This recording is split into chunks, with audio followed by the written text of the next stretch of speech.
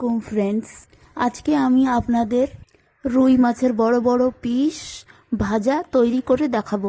এই মাছ ভাজা তৈরি করার জন্য সবার প্রথমে আমি কাঁচা মাছগুলোর মধ্যে দিয়ে দিচ্ছি পরিমাণ মতন লবণ, পরিমাণ মতন হলুদ।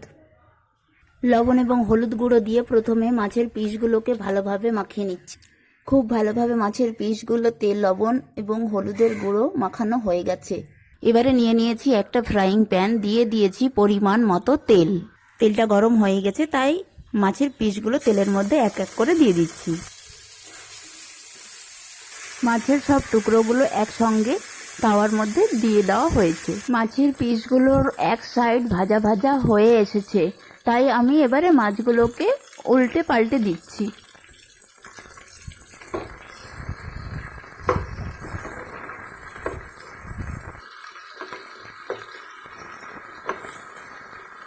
মাছের পিসগুলো খুব ভালোভাবে উল্টে পাল্টে ভেজে নিয়েছি, তাই এক এক করে তুলে নিচ্ছি অন্য একটা পাত্রে।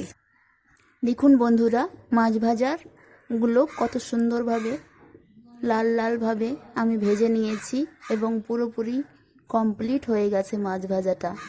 এবারে নিয়ে নিয়েছি একটা কড়াই, দিয়ে দিয়েছি পরিমাণ মতো তেল। সবার প্রথমে দিয়ে দিচ্ছি একটি কুচানো পেঁয়াজ।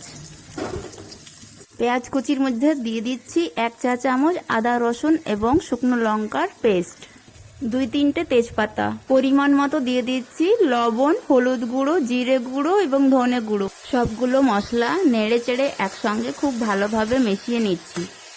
মশলাটা ভাজা ভাজা হয়ে এসেছে, এবারে একটুখানি এর মধ্যে জল দিয়ে ভালোভাবে মশলাটাকে কষিয়ে নেব।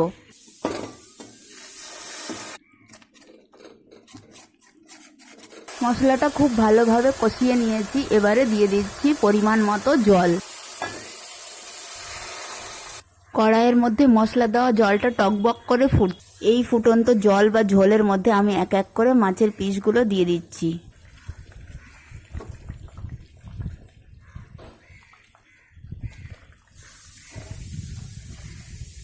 কষা মাছের ঝোল রান্না করার পদ্ধতিটা যদি আপনাদের ভালো লেগে থাকে, তাহলে আমার ভিডিওতে একটা লাইক দিয়ে চ্যানেলকে সাবস্ক্রাইব করে রাখুন।